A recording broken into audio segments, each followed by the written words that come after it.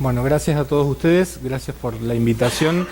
Venir a Neuquén siempre es lindo porque uno tiene muchos amigos acá, gente con la que ha compartido mucho tiempo, con la que uno tiene relación de amistad, trabajo, y eso es muy bueno. Siempre que venimos se nos trata muy bien, la ciudad nos trata muy bien y los neuquinos nos tratan muy bien. De hecho, hasta que le mandamos cordobeses a los neuquinos y todo.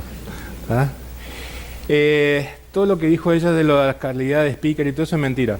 Así que no importa, me van a tener que soportar, los voy a aburrir por un par de dos charlas. Así que bueno, si están demasiado densas, levantan la mano, me piden que cambiemos la onda, está todo bien, no hay ninguna historia. La idea de la primera charla que vamos a tratar es asma difícil control. Y de hecho, a ver, las dos charlas, tanto asma difícil control como la charla de POC, uno la puede pautar de dos formas. Para ver un minúsculo grupo de gente o para ver todos los pacientes que vemos todos los días. Entonces, la idea es tener una charla donde podamos entender qué debemos hacer con el paciente que tenemos todos los días en el consultorio, y cuando nos toque que es la puntita más chica del iceberg y que es el que se lleva todo el paquete grande del consumo, de la forma más correcta que podamos intentar hacerlo. Hoy por hoy, bueno, estos datos que ustedes ya todos conocen, saben cuál es la prevalencia de asma a nivel mundial, saben que son más de 300 millones de pacientes que tienen esta patología y que cada vez esto va en aumento, que hoy por hoy en Argentina representa casi el 10% de nuestra población y que nos genera aproximadamente 150.000 hospitalizaciones anuales en nuestro sistema de salud pública, con lo que eso conlleva de costos, ¿de acuerdo? Pero fíjense que el asma no controlada severa solamente representa entre el 5 al 10% del volumen de todos estos pacientes asmáticos. O sea, no son pocos, pero no son todos los que vemos. Salvo que alguien tenga un consultorio de asma difícil control, no es la gran población de asmáticos que van a ver. Entonces, poder seleccionar esta gente a la hora de entender cuál es su manejo es muy importante.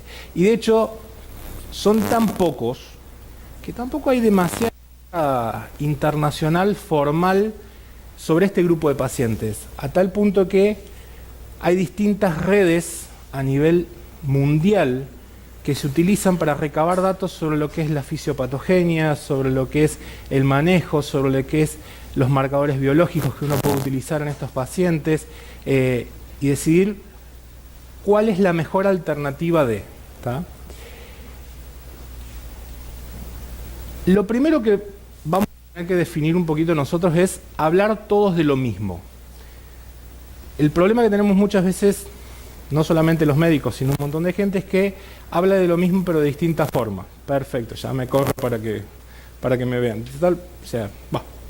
Entonces, el concepto es definir qué pasa con asma y cómo vamos a entender el asma, desde su gravedad y desde su grado de control. Porque para todo el mundo las cosas pueden sonar igual, pero no lo son. Entonces, tenemos que hablar con propiedad y hablar siempre de los mismos términos. Entonces, el concepto de severidad o gravedad del asma va a estar dado fundamentalmente por estas características, que tiene que ver con la intensidad de la patología y la respuesta al tratamiento que tenga. Algo que yo voy a tener que valorar previo y post al tratamiento, y que sí o sí la voy a clasificar en función de las necesidades de tratamiento y de mantenimiento que el paciente tenga. Entonces, la severidad es una propiedad intrínseca de la patología, que tiene que estar bien definida, y una de las cosas que yo tengo que evaluar puntualmente. Esto todos ustedes ya lo conocen, ¿tá? Esto de si es intermitente, persistente, leve, moderado, severa. Esta es la primera clasificación que a todos nos enseñaron hace un montón de tiempo. Pero esto es cuando el paciente está sin tratamiento. Cuando el paciente está tratado, yo ya tengo que definir si el paciente es leve, moderado o severo, dependiendo del escalón terapéutico donde el paciente se encuentre. Y esto es un poco ya más complejo, porque por ahí uno habla de severidad y lo utiliza de sinónimo de control, o viceversa. Entonces uno puede pensar que pacientes que son leves pero son no controlados, o que son severos. Entonces, son dos características distintas. En relación al control, hoy por hoy uno tiene que entender que es el grado de las manifestaciones y cómo el tratamiento impacta sobre esto. O sea, con lo que yo hago, con mis medidas terapéuticas, con lo que yo defino el manejo del paciente asmático, ¿cuál es la resultante que tengo? Y yo voy a tener dos aspectos puntuales sobre esto que tengo que tener bien definido, que es, fundamentalmente, las manifestaciones clínicas y el riesgo de exacerbación. A ver, dentro de lo que es el control formal o actual de la patología, tiene que ver en estos dos aspectos, síntomas y función pulmonar. Cómo me impacta en la espirometría, si se deteriora o no se deteriora, cómo la mejoro. Y por otro lado, ¿cuál es el riesgo futuro que este paciente tiene de exacerbarse o de progresar su enfermedad y deteriorarse? Entonces, esta es la clasificación que comparten con tanto GCPOC, GEMA, que es esta guía, como GINA, que es la otra guía de asma. Esta es la clasificación que ellos comparten y es una clasificación mucho más clínica, mucho más lógica, mucho más simple. A ver, si el paciente tiene síntomas, sí o no, si los manifiesta, si necesita medicación de rescate, si ha tenido alguna exacerbación, si ha tenido deterioro de la función, ¿está controlado, está parcialmente controlado o no está controlado? Y es una cuestión mucho más práctica, mucho más lógica, mucho más clínica que uno utiliza en el día a día para hacerlo mucho más dinámico. Esta imagen también la han visto 10 millones de veces y es el universo de nuestros pacientes asmáticos.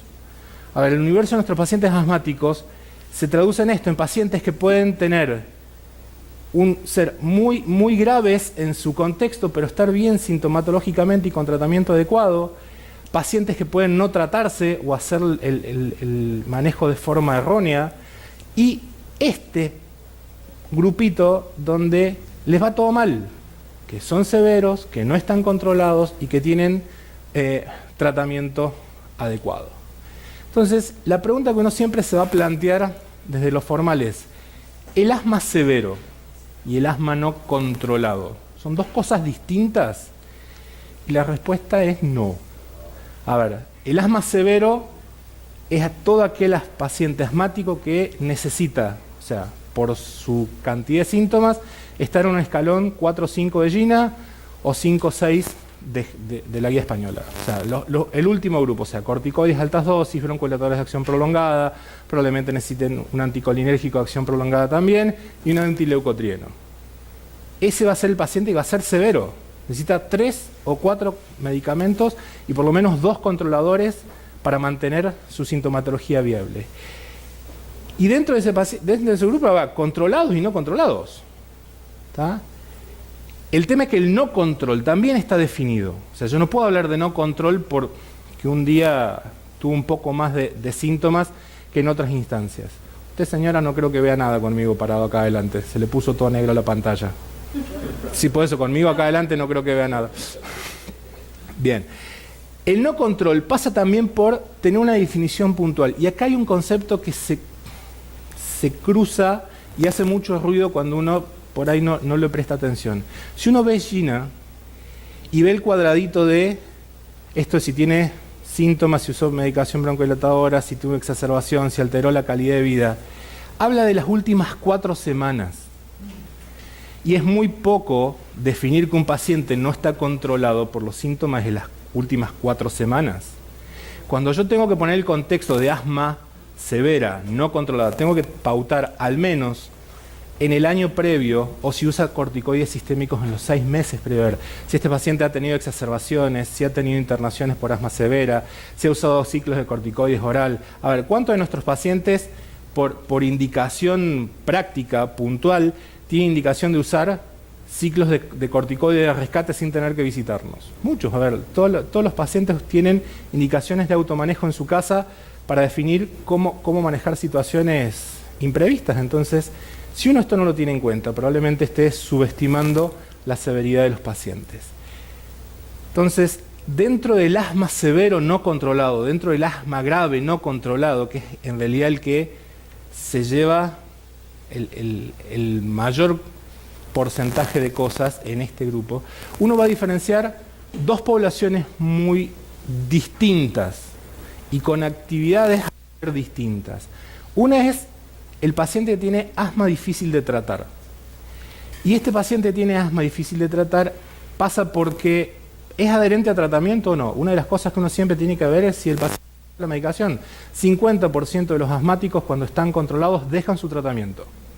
Y o sea, esto está escrito en la literatura internacional, está descrito en la primera encuesta de asma de la Nación publicada en el 2015, y nosotros eso lo replicamos en un trabajo que presentamos el año pasado sobre adherencia a tratamiento.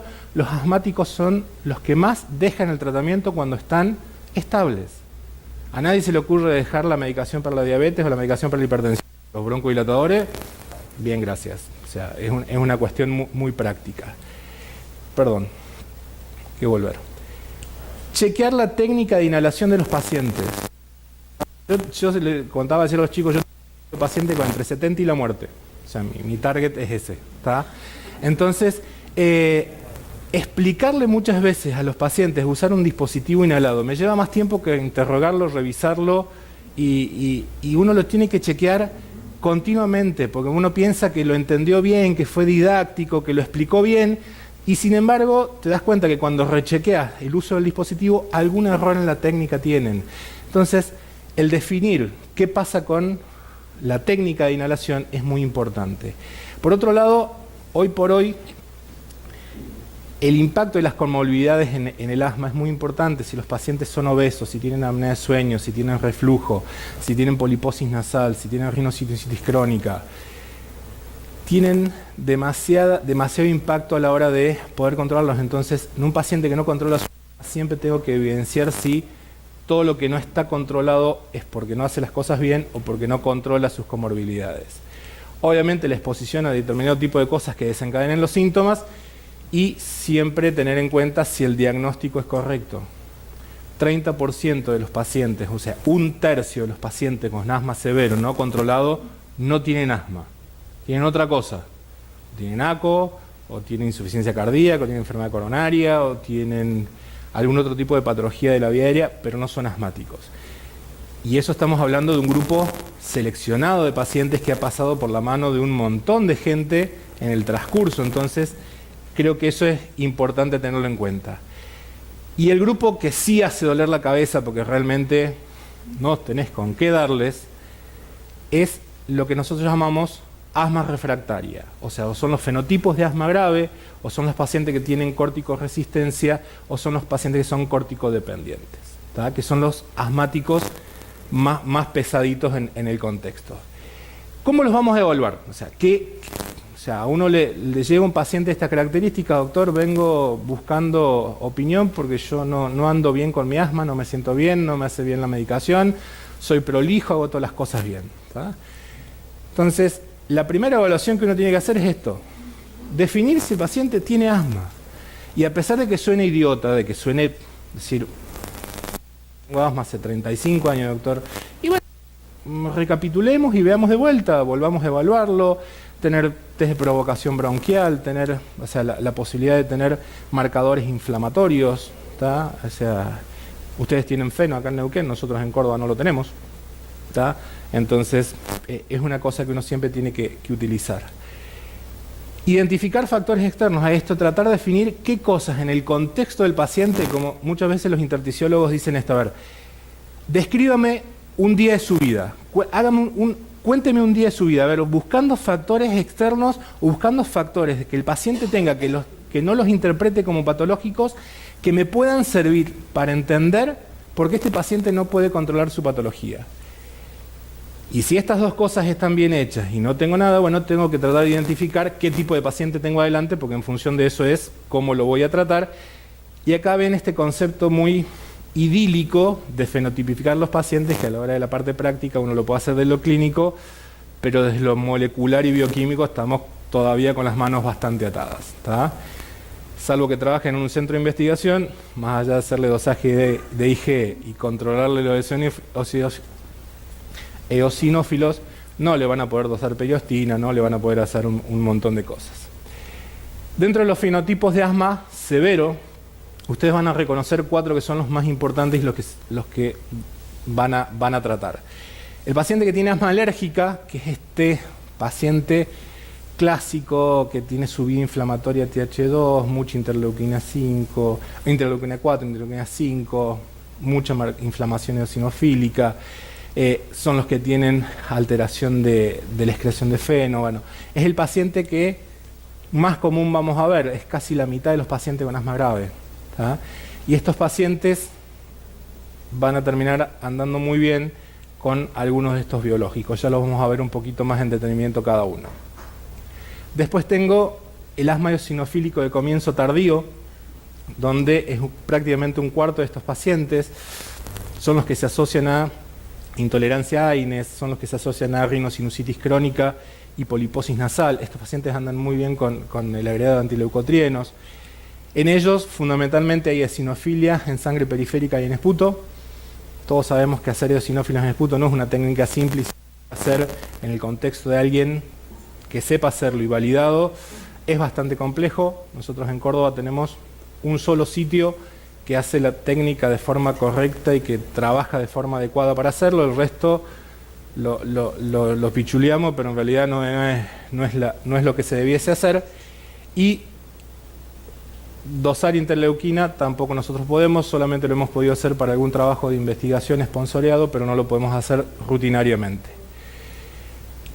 Este es un problema que se ve cada vez más y que cada vez tenemos más nosotros en consultorio con el auge de la cirugía bariátrica. A ver, la obesidad no es gratis en un montón de cosas y no le es gratis a los pacientes que tienen asma. O sea, más allá de todas las modificaciones fisiológicas que el asma genera, el obeso per se tiene algunas características clínicas que lo hacen un paciente complejo, ¿tá? Y fundamentalmente no solamente entra su parte respiratoria, sino entra todo un mecanismo en cuanto a lo que es alteraciones a nivel metabólico, lo que es trastornos de la dinámica respiratoria, todo lo que impacta en el sueño, en la característica respiratoria de estos pacientes. Suelen ser respiradores bucales, eso también trae aparejado un montón de otra patología, ¿tá? Y este grupo, que personalmente a mí me cuesta mucho trabajo entenderlos, porque no sé de qué lado juegan, ¿tá?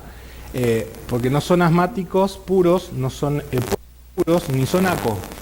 Entonces no sé dónde los termino de encuadrar en mi cabeza, que son los asmáticos, los que tienen asma neutrofílico de inicio tardío, que habitualmente son hombres, son tabaquistas, tienen la particularidad de ser obesos, tienen atrapamiento aéreo, tienen remodelación de la vía aérea. Es este grupo que nunca termino de decidir dónde, y es el grupo alternativo. Hoy por hoy hay toda una movida, o sea, la vía 2 está todo el mundo contento y hay un montón de cosas dando vuelta. Este grupo de pacientes, los no TH2, no sabes qué hacerles ni qué ofrecerles porque encima son corticoides resistentes, entonces no tenés mucha alternativa de tiempo. ¿Cómo andamos con el tiempo, dicho sea de paso? ¿Qué opciones de tratamiento tengo? A ver, ya los definí que tiene asma, definí que es un asma severo y definimos que no está controlado. Y no está controlado no porque hace las cosas mal, sino porque tiene una patología que está en un contexto de mal manejo terapéutico. Entonces, todo el mundo conoce esto es el slide clásico de lo que es tratamiento escalonado de GINA. No hace falta que nosotros lo charlemos ni lo hablemos, pero entendamos el concepto de tratamiento médico óptimo máximo. O sea, si yo no logro eso,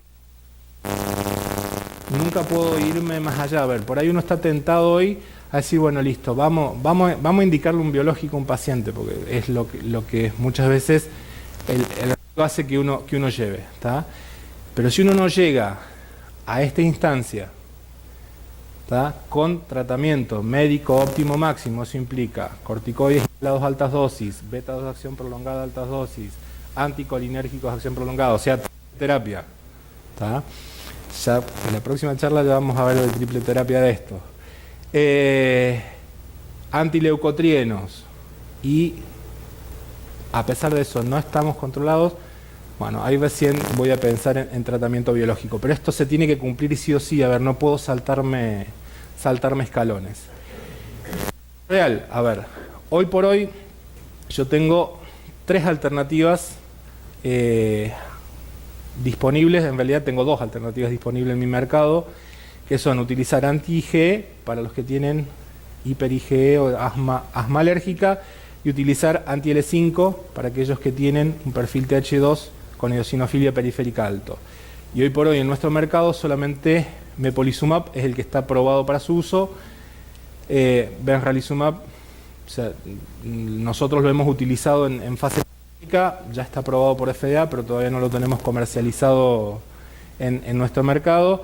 Y dupilumab también está ahí peleando para ver cuándo sale y en qué contexto sale.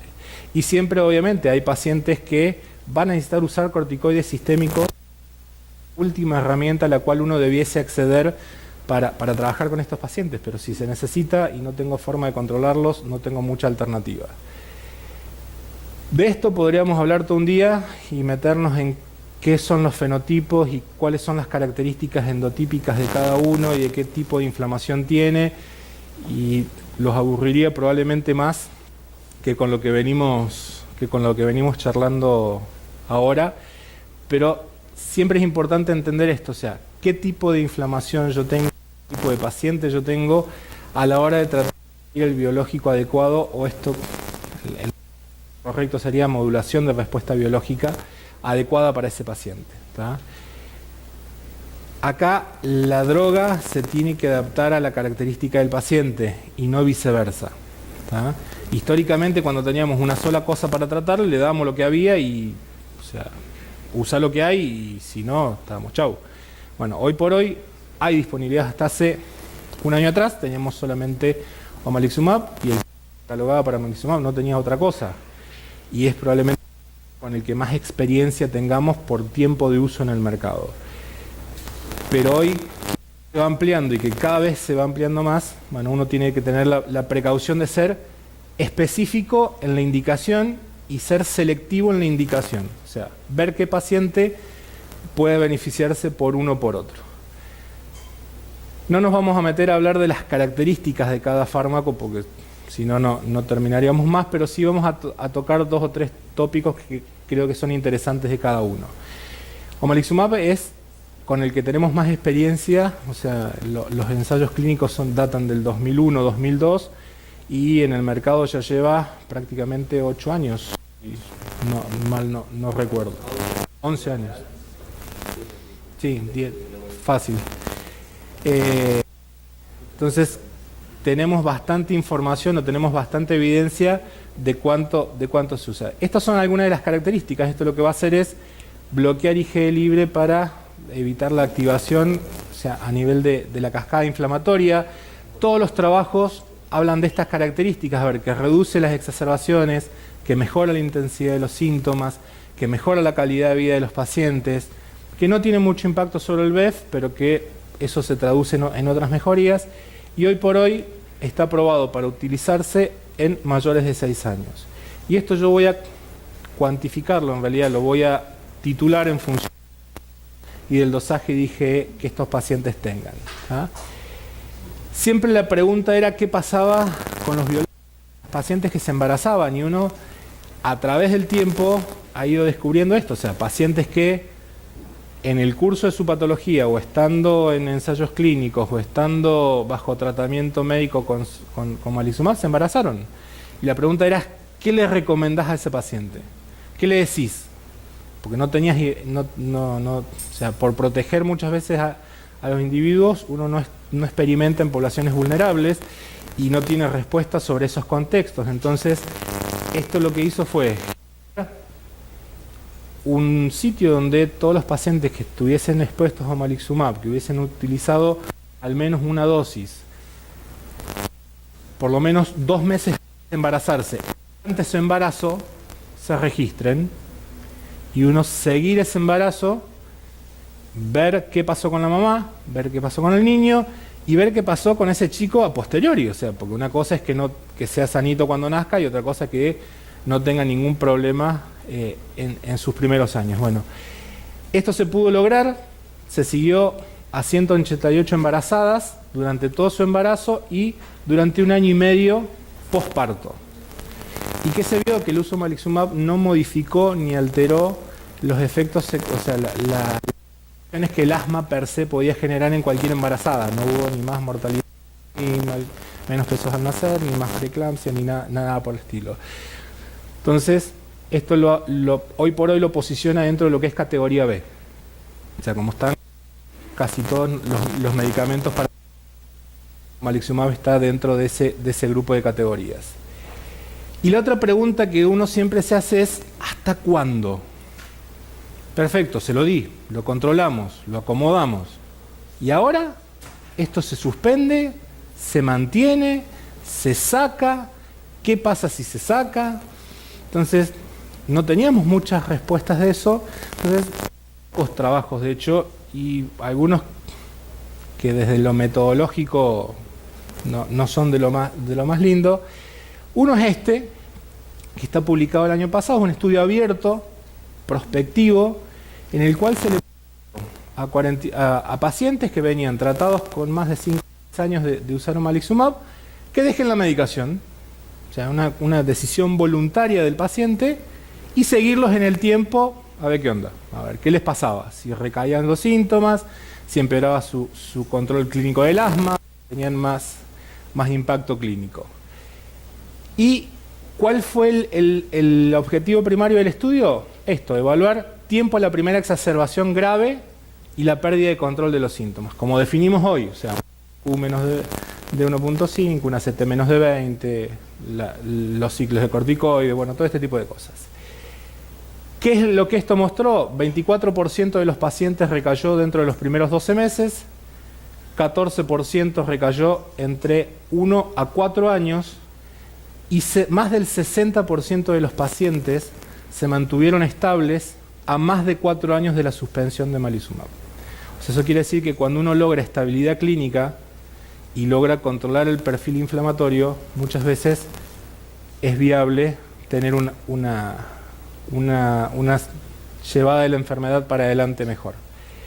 Y esto fue otro estudio ya un poco más estructurado, más grande, que a mí no me hubiese gustado estar en un comité de ética cuando me lo hubiesen traído para analizarlo, ¿tá? En donde acá sí, esto ya es doble ciego, randomizado, controlado, prospectivo, o sea, controlado. ¿Y cuáles las características? A ver, pacientes que ya tenían por lo menos 5 años de uso de omalizumab, se los randomiza a mantener el tratamiento con la dosis estándar que venían usando o discontinuar y usar